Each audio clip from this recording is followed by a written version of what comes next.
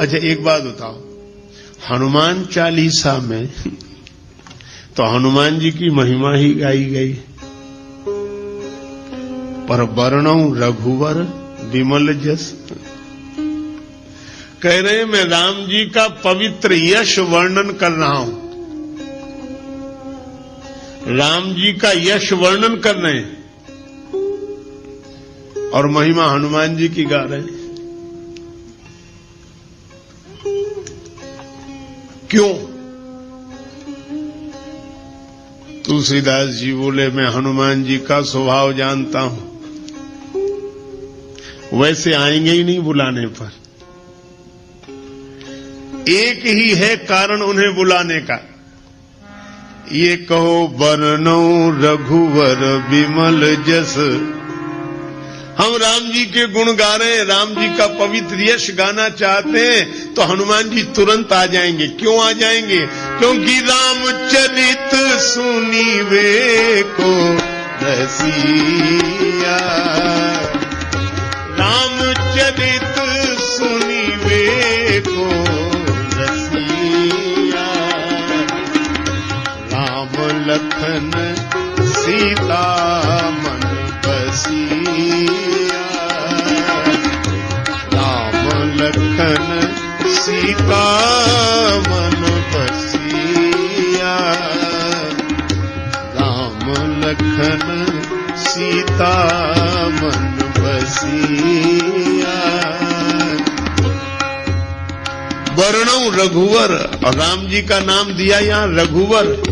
रघु के कुल में जो सबसे अधिक श्रेष्ठ हुए हैं रघुवर, रघुवंश में जो श्रेष्ठ, ऐसे श्री राम जी का यश वर्णन करो। अच्छा यश कैसा है? विमल यश। राम जी का यश निर्मल है।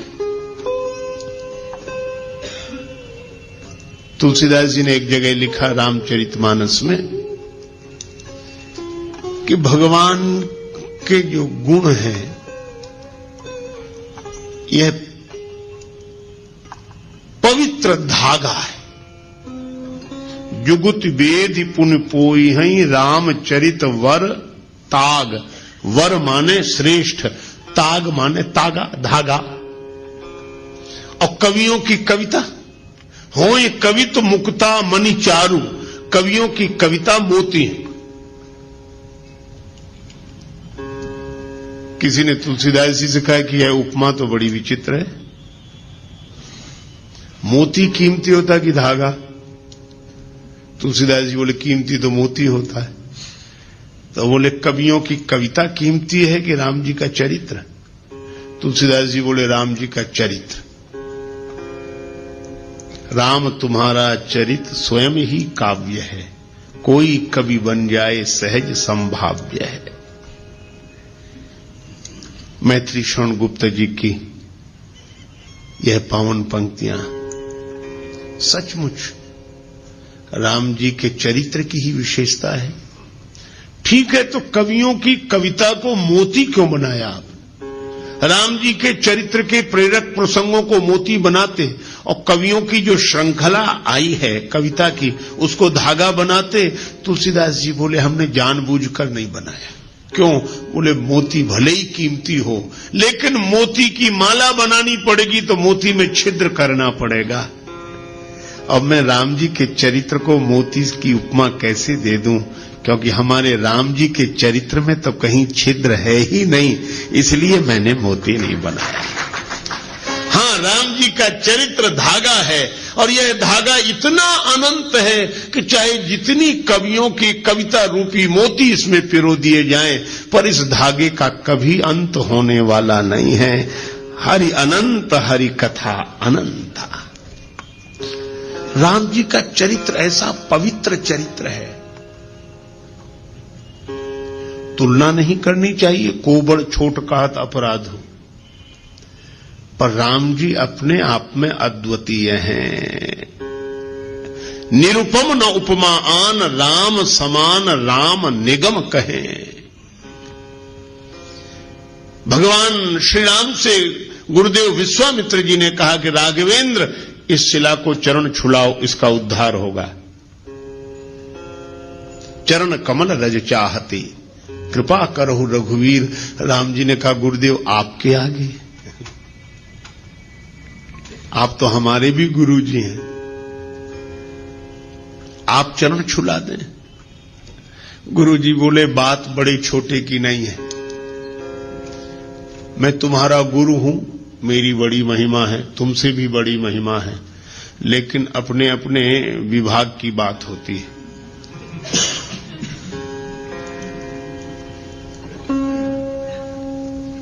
कहीं कहीं चेले की महिमा गुरु से भी अधिक होती है। राम जी बोले सो कैसे? आपने तो मुझे भी ज्ञान दिया है।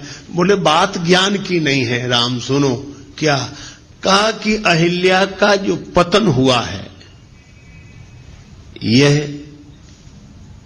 भ्रमवश इंद्र को गौतम के रूप में स्वीकार करने से चरित्र से पतन हुआ, चरित्र चला गया, और चरित्र से जो गिर गया हो उसका उद्धार कौन करे? तब गुरु जी ने कहा कि चरित्र से जो गिर गया उसका उद्धार वही उसकी चरण धूलि कर सकती है जो चरित्र से कभी न गिरा हो। और राम इस दृष्टि से देखें तो एकमात्र तुम ही हो और कोई नहीं है। क्यों? मन में विकार आ जाता है पर हम ज्ञान वैराग्य विचार के बल पर संभल जाते हैं। पर राम तुम तो ऐसे हो कि मुझे अतिशय प्रतीत मन केरी, जागृत की कौन कहे जही सपलिहु पर नारी नहेरी। ऐसा विमल चरित्र, पवित्र चरित्र तो केवल श्री राम का है। राम तुम्हारे जैसा कोई चरित्रशील नहीं, इसीलिए मैं कहता हूं कि जो चरित्र से गिर गया है उसका उद्धार होगा तो तुम्हारे जैसे चरित्रशील की चरण धूलि से ही होगा। इसलिए चरण कमल रज चाहती, कृपा करहु रघुवीर। राम जी जैसा निर्मल चरित्र, पवित्र चरित्र दूसरा नहीं। अरे औरों की बात जाने दो। रावण गया कुंभकर्ण के पास, कुंभकर्ण ने पूछा क्या बात है लंकापति, बहुत उदास दिखाई दे रहे हो, तुम चिंतित आज दशानन क्यों? रावण बोला हर ली हमने मिथिलेश कुमारी, हमने सीता जी का हरण कर लिया। तुम चिंतित आज दशानन क्यों, हर ली हमने मिथिलेश कुमारी। कुंभकर्ण बोला अधिकार किया तुमने उन पर?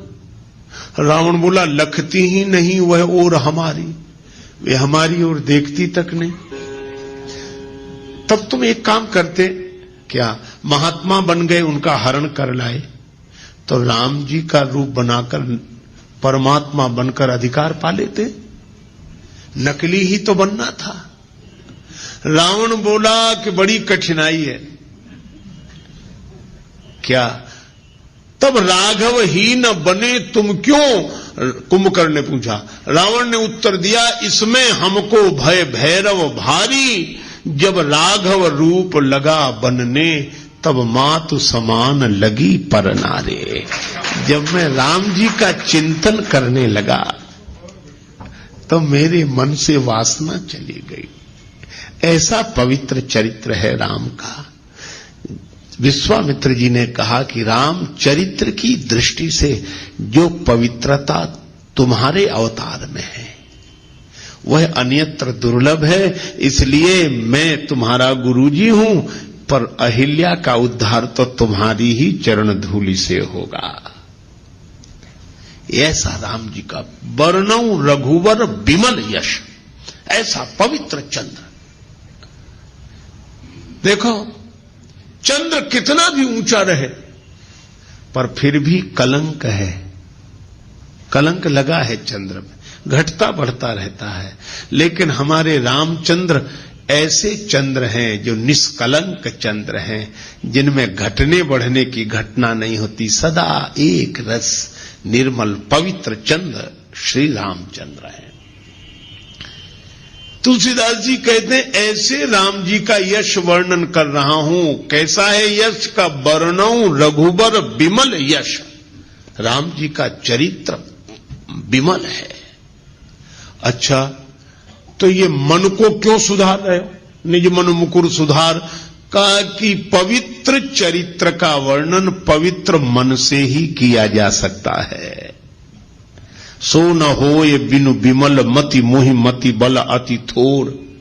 तो ये पवित्र मन हो जाए तो कैसे होगा? बोले पहले मन पवित्र हुआ, श्री गुरु चरण सरोज रज निज मन मुकुर सुधारी, बरनऊं रघुवर विमल जस। मैं राम जी के पवित्र यश का वर्णन करना चाहता हूं, इसलिए श्री हनुमान जी मेरा मन निर्मल कर दो। किसी ने पूछा क्यों करना चाहे तो क्या फायदा है? आजकल तो बड़ी कठिनाई है, बिना फायदे के आदमी कुछ करता ही नहीं है। किसी से कहो भजन करो, करें तो क्या फायदा? अच्छा, बहुत सी चीजें हैं। एक आदमी ने हमसे बार बार कहा, वो बहुत तंबाकू गुटखा खाते थे, बार बार मुंह भरने, फिर कहें आप भजन की कहे तो क्या फायदा? बोले आप जब भजन की कहे तो हमें तो बड़ी परेशानी लगती, करें क्या फायदा? हमने कहा अच्छा एक बात बता दो, तुम ये बार बार तंबाकू गुटखा खाते हो, इससे क्या फायदा? सो बोले कहे तो ठीक रहे, फायदा तो कुछ नहीं। हमने कहा फिर क्यों? बोले आदत पड़ गई। तो हमने कहा कि बिना फायदे के ये खा सकते हो, बिना फायदे की सोचे ये सड़ी गली चीज खा सकते हो, तो क्या भगवान का भजन बिना फायदे की सोचे नहीं कर सकते हो? छोड़ो फायदे की मत सोचो, तुम तो भजन करो, और जिस दिन इसमें रस आ जाएगा उस दिन फायदे की नहीं सोचोगे। भजन किए बिना रहा नहीं जाएगा। लेकिन इसका यह अर्थ नहीं कि फायदा होगा नहीं, जरूर होगा, लेकिन फायदे की तरफ मन मत ले जाओ। तुलसीदास जी से किसी ने पूछा कि आप राम जी का विमल यश गा रहे हैं, क्या फायदा, क्या मिलेगा? तुलसीदास जी बोले क्या नहीं मिलेगा? जो दायक फल चार, ये चार फल प्रदान करेगा, धर्म अर्थ काम और मोक्ष। राम जी का चरित्र गाने वाला, देखो जब व्यक्ति बोलता है ना, दिमाग से बोलता है, कोई बात कहता विचार दिमाग से, लेकिन जब कोई गीत गाता है तो दिल से। ये गीत हृदय के अधिक समीप है, विचार बुद्धि के समीप है। तो जब कोई गाता है तो हृदय से। और मैं आपसे कहूं कि राम जी का गुण कोई हृदय से गाएगा, और जब हृदय राम जी के गुणों से भरा हुआ होगा, ऐसे आदमी के द्वारा अधर्म कभी हो ही नहीं सकता। जब होगा धर्म ही होगा। तो यह राम कथा का गाना और सुनना व्यक्ति को धर्म से जोड़ता है। धर्म, अर्थ, भगवान के गुण गाने वाला, सुनने वाला, उसके जीवन में अर्थ रहेगा ही। क्यों रहेगा? क्योंकि भगवान नारायण है, और जो भगवान के गुण गाएगा, भगवान के चरण कहां आ जाएंगे? उसके हृदय में। ये यही कथई स्नेह समेता, कहीं हई सुनी हई समुझ सचेता, होई हई राम चरण अनुरागी, कलिमल रहित सुमंगल भागी। भगवान के चरणों का अनुराग उसके मन में आ जाएगा। तो भगवान के चरण कहां आ जाएंगे? उसके हृदय में, उसके जीवन में। और जब मैं आपसे एक बात पूछता हूं, लक्ष्मी जी को दुनिया भर में ढूंढो, कहां मिलेंगी? भगवान के चरणों में। भगवान नारायण के चरण दबाते हुए ही तो लक्ष्मी जी मिलती हैं। इसीलिए जो भगवान के गुण गाएगा उसका जीवन धर्ममय हो जाएगा। जो भगवान के गुण गाएगा, सुनेगा, और भगवान के चरण उसके मन में आ गए, तो भगवान के उन चरणों की सेवा करने के लिए लक्ष्मी जी अर्थ बनकर उसके जीवन में आ जाएंगी। धर्म, अर्थ। और जो राम जी के गुण गाकर ऐसे मस्त हो जाए कि उसकी कोई कामना न रहे, प्रेम में भर जाए, विभीषण जी ने यही कहा कि लंका का राज्य पाने की वासना पहले थी, और कछु प्रथम वासना रही, प्रभुपद प्रीति सरित सो वही। आपका प्रेम उमड़ गया था, वो भी इच्छा नहीं रही, हमें कुछ नहीं चाहिए, कुछ नहीं चाहिए, हमारी कोई इच्छा नहीं, कोई कामना नहीं। भगवान ने कहा कि तुम्हारी कोई इच्छा नहीं, पर अब हमारी इच्छा हो गई। तुम निष्काम हो गए तो हम सकाम हो गए, अब हमारे मन में इच्छा है। यद्यपि सखा तव इच्छा नाही, मोर दरस अमोघ जग माही। तो भगवान के मन में भक्त की इच्छा पूर्ण करने की इच्छा हो जाए तो उसकी कौन सी कामना ऐसी होगी जो पूरी ना हो जाए, वह पूर्ण काम हो जाएगा। इसलिए धर्म अर्थ काम, और जो भगवान के अनुराग में डूब गया है उसे जगत का राग बांध नहीं सकता। इसलिए मोक्ष तो उसको सहज प्राप्त हो गया। वर्णौ रघुवर विमल जस जो दायक फल चारे। यह हनुमान चालीसा के दोहे का आशय है। श्री गुरु चरण सरोज रज निज मन मुकुर सुधारे। मुकुर माने दर्पण। वर्णौ रघुवर विमल यश जो दायक फल चारे। अच्छा, जब यह सब जानते हो तो राम जी के गुणों का वर्णन शुरू करो। चारों फल मिलेंगे, करो शुरू। तुलसीदास जी बोले भगवान का यश है विमल, और बुद्धि भी कैसी चाहिए विमल। सो न होय बिनु विमल मति, मोहि मति बल अति थोर। करो कृपा, सब कृपा करो मुझे पवित्र बुद्धि की प्राप्ति हो जाए। तो अब किससे कृपा की याचना कर रहे हो? तुलसीदास जी बोले बुद्धिहीन तनु जान के सुमिरो पवन कुमार। यह शरीर बुद्धिहीन है, शरीर तो है पर इसमें समझ नहीं है, और इसलिए हनुमान जी का स्मरण करना। अच्छा, बुद्धि नहीं है तो हनुमान जी से क्यों मांग रहे हो? बोले इसलिए हनुमान जी बुद्धि के भंडार हैं। बुद्धिमताम वरिष्ठम और ज्ञानी नाम अग्रगण्यम। ज्ञानियों में अग्रगण्य हैं, बुद्धिमानों में सर्वश्रेष्ठ हैं। तो जो बुद्धि के भंडार हैं, है ना, जो जिस चीज का भंडार हो उससे वही चीज मांगी जाती। हनुमान जी आप बुद्धिमान हैं, आप बलवान हैं और आप विद्यावान हैं, इसलिए तीनों चीजें हमें दे दो। बल बुद्धि विद्या देहु मोहि, हरहु कलेश विकार। बल भी चाहिए, बुद्धि भी चाहिए, विद्या भी चाहिए, है ना। देखो, तलवार चलाना आना चाहिए, पर चलाने के लिए तलवार भी तो चाहिए। तो विद्या का उपयोग करने के लिए बुद्धि चाहिए, पर बुद्धि जिसका उपयोग कर सके ऐसी विद्या भी तो चाहिए। तो बुद्धि और विद्या दोनों,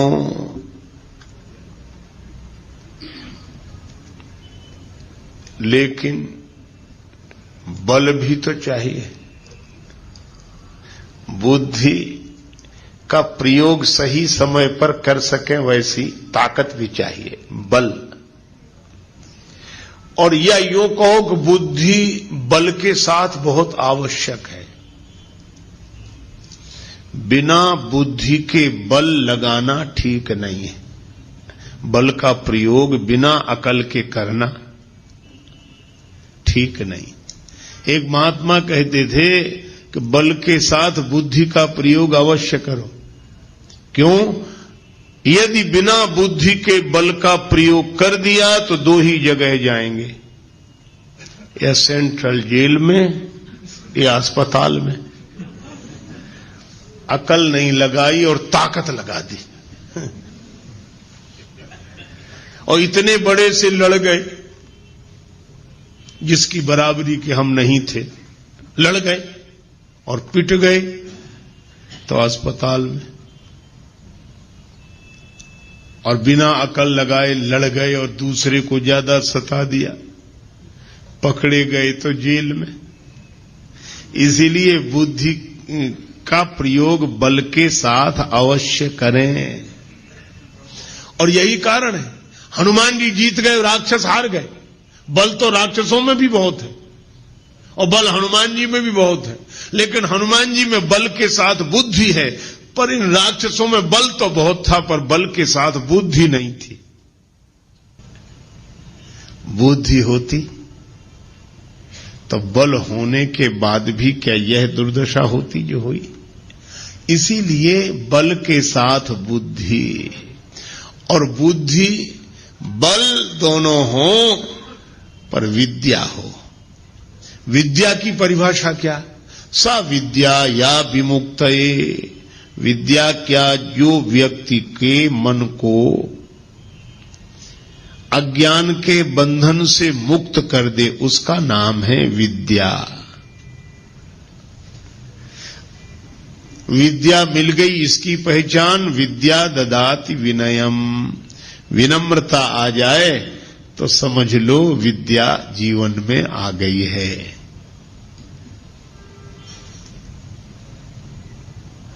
और बरसहि जलद भूमि नियराए, जथा नवहि बुध विद्या पाए। तो हनुमान जी में विद्या है, इसीलिए वे विनम्र हैं। सदा नीचे बैठे मिलते हैं राम जी के चरणों, हमेशा विद्या है। बल बुद्धि विद्या देहु मोहि। तो हनुमान जी से तुलसीदास जी प्रार्थना कर रहे हैं, आप बल के भंडार हैं, आप बुद्धि के भंडार हैं, आप विद्या के भंडार हैं, तो इन तीनों को दे दो। बल बुद्धि विद्या देहु मोहि, हरहु कलेश विकार।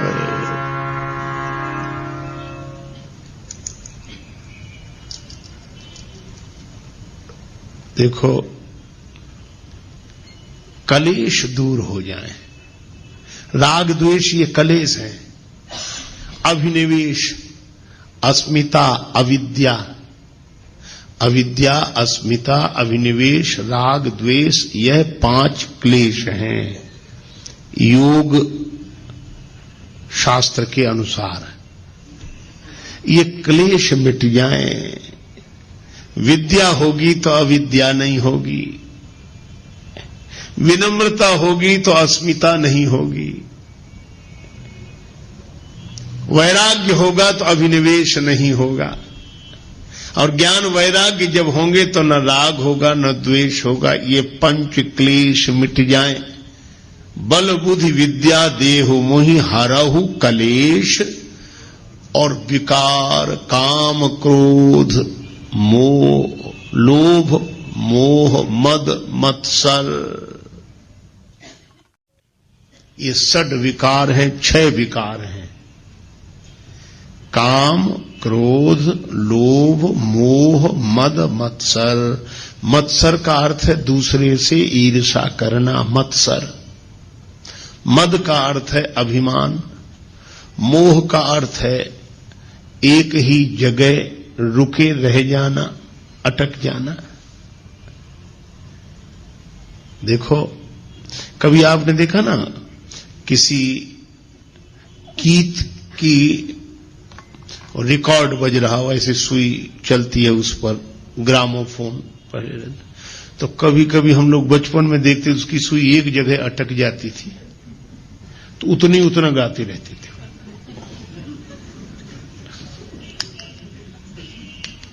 किसी को अच्छा नहीं लगा, अरे बंद करो ये, तो वो तुरंत ठीक करता था। मैं आज भी देखता हूं, मोह का अर्थ यही है कि जिसकी सुई एक ही जगह अटक जाए वो उतना ही गाना, उतने उतना ही निकले, उतने अटक जाना। गीत चलता रहे यह ठीक है, लेकिन अटक जाना, जो अटका वही भटका। तो अटको मत, चलते चलो। हम तो हमारी मस्ती में झूमते चले हैं। ये मोह है, अटक जाना। देखो, गुलाब के फूल के मूल में, उसकी डाली में भौरा रुक ही रहा। गुलाब के फूल झड़ गए, पत्तियां गिर गईं। किसी ने भौरे से कहा कि जाओ। भौरा बोला, यही आशा अटक्यो रहो, अली गुलाब के मूल, हुई है बहुरी बसंत ऋतु इन डारन बेफूल। फिर खिलेंगे गुलाब, हम डाली तो छोड़कर नहीं जाते। ये मोह। कमल संपुटित होने लगा, कमल के बंद होने का समय आया। भौरा फिर भी बाहर नहीं निकला, भ्रमर नहीं निकला, उसी में कैद हो गया।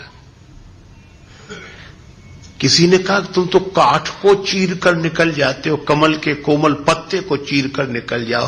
बोले निकलने की जरूरत क्या है, सवेरा होगा, सूर्योदय होगा, कमल खिलेगा, फिर पराग का पान करेंगे। अहो मोह महिमा बलवाना। और तब तक सूर्योदय होने के पूर्व ही एक मतवाला हाथी आया, उस कमल को मूल सहित तोड़कर ले गया, खा गया। भौरे का जीवन भी समाप्त हो गया। इसी तरह मोही मन यह सोचता है कि अटके रहो, अटके रहो, फिर रस लेने के लिए अटके रहो, अटके रहो। तब तक काल का मतवाला हाथी आकर जीवन ही नष्ट कर देता है। ये मोह। मत्सर, दूसरे से ईर्षा। मद माने अभिमान। जो मिला है, देखो अभिमान कब आता है, मिली हुई चीजों पर ध्यान जाता है तो अभिमान आता है, मिली हुई विशेषताओं पर ध्यान जाता है तो अभिमान आता है, और देने वाले पर जब ध्यान जाता है तो अभिमान चला जाता है। फिर भगवान दिखाई देते हैं, अभिमान नहीं। मद, मत्सर, दूसरे से ईर्षा। अपनी तरफ कम ध्यान, दूसरे की तरफ ज्यादा। अपना दुख उतना दुख नहीं है जितना कि दूसरे का सुख नहीं देखा जा रहा है। मत्सर, मोह, मद। और इसी तरह काम, क्रोध, लोभ, चार। ये काम, क्रोध, लोभ, मोह चार, मद, मत्सर, ये 6 विकार हैं। लोभ है, जो मिला है वह छूटे नहीं कभी, यह लोभ है। अच्छा देखो, लोभ और लालच में अंतर है। दूसरे का मिल जाए ये लालच है, लेकिन लोभी कौन, बोले दूसरे का मिले चाहे न मिले पर हमारा न जाए, ये लोभ है। काम, कोई ना कोई इच्छा बनी ही रहे, कभी शांति से नहीं बैठ पाते। अच्छा कभी भी आप देखना, मन को देखते रहना, यह हमेशा कुछ ना कुछ चाहता रहता है कि नहीं। अगर ऐसा हो जाता तो, ऐसा हो जाता तो, ऐसा हो जाता तो, ये ऐसा हो जाता तो ही इस होने में सुख से नहीं रहने दे रहा है। हो जाता तो हो जाता। ये काम विश्रामहारी, इस काम के कारण ही विश्राम नहीं मिलता, और इसमें कहीं विघ्न पड़ जाए तो क्रोध प्रकट हो जाता है। काम पूर्ति पर बढ़ता लोभ। चलो कामना पूरी हो गई तो, और कामना पूरी तो हो गई। अच्छा एक बात बताओ, जितने काम से भरे हुए मन वाले हैं हम लोग, अच्छा हम लोगों ने कोई भी चीज 2 बार मांगी? आप प्रयोग करके देखें, क्या हमारी तो एक बार, तो एक बार मिल जाओ, बस एक बार मिल जाओ, इच्छा है एक बार मिल जाओ, बस एक बार। और ये एक बार करते करते अनेक बार जन्म जन्म के मर गए, अनेक बार। अनेक बार कोई कहता ही नहीं, एक बार। ये कामना कहती है एक बार, लेकिन अनेक बार भी तृप्त नहीं होगी, हो नहीं सकती। और इसमें विघ्न पड़ जाए तो क्रोध उत्पन्न होता है, और कामना पूरी न हो तो क्रोध उत्पन्न हो जाता है, कामना पूरी हो जाए तो लोभ उत्पन्न हो जाता है। काम पूर्ति पर बढ़ता लोभ, नहीं मिले तो होता क्षोभ। क्रोध अग्नि में जीवन को मत व्यर्थ जलाना रे, मुसाफिर चलते जाना रे, मुसाफिर चलते जाना रे। ना अटको ना भटको ये है देश बिराना रे, मुसाफिर चलते जाना रे, चलते जाना रे, मुसाफिर चलते जाना रे।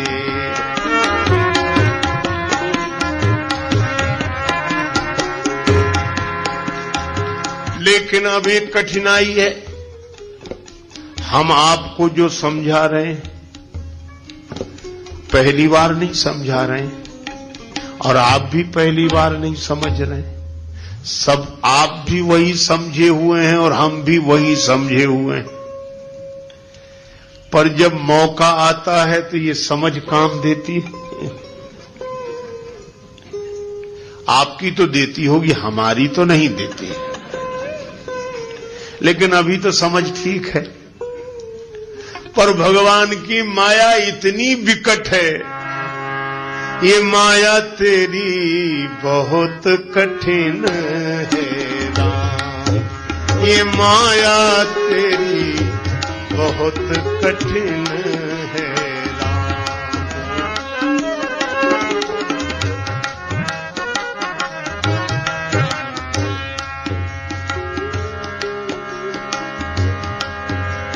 दुख में सुख दिखला के बनाती, दुख में सुख दिखला के बनाती, बड़ों बड़ों को गुलाम बहुत कठिन है राम।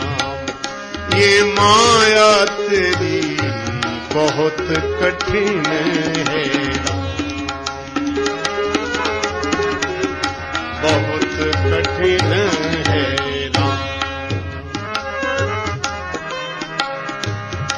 अच्छा विचार करना, करता नित्य विरोध क्रोध का, कहता बुरा परिणाम। जो क्रोध का विरोध करते हैं गलत है, क्रोध नहीं करना चाहिए, क्रोध अच्छी चीज नहीं है, बात सही है। लेकिन उनको ही जब क्रोध आता है तब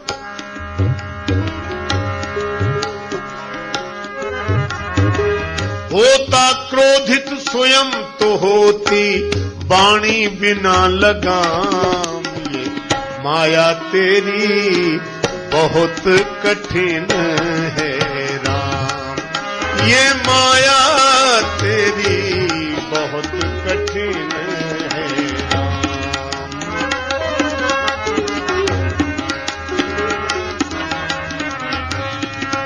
ये माया तेरी बहुत कठिन है राम।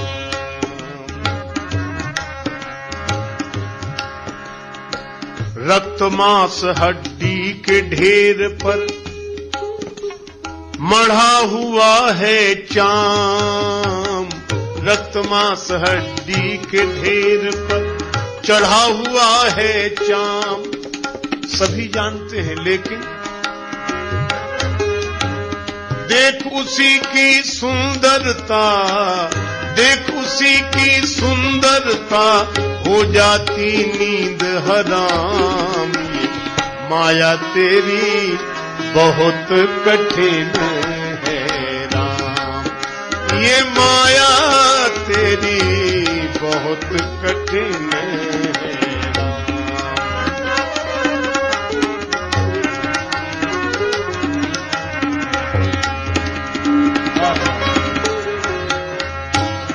कठिन है